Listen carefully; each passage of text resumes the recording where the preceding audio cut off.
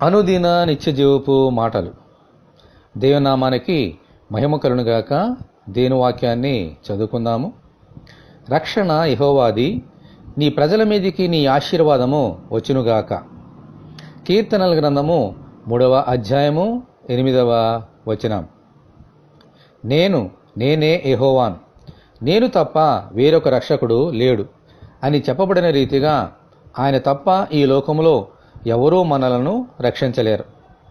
యుద్ధ దినమునకు గుర్రములను ఆయత్తపరచుట కద్దు, గాని రక్షణ యెహోవా అధీనము అని చెప్పబడిన రీతిగా మనము ఎన్ని ప్రయత్నాలు చేసినా ఈ లోకములో మనలను రక్షించేది ఆ దేవుడు మాత్రమే.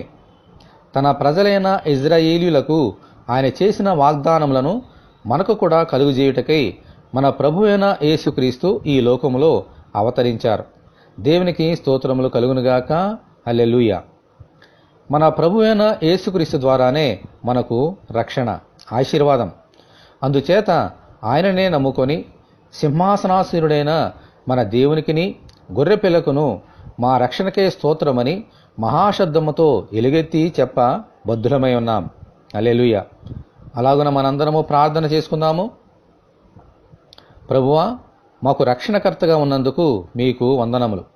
మీ ద్వారానే మాకు రక్షణ, ఆశీర్వాదము కలుగును కాబట్టి అనుదినము మిమ్మును స్తోత్రించినట్లును ఘనపరచునట్లును అనుగ్రహించమని, ఈ వాక్యము వింటున్న నీ బిడ్డలందరినీ అలాగున దీవించమని ప్రభువైన యేసుక్రీస్తు ద్వారా ప్రార్థన చేయుచున్నాము తండ్రి.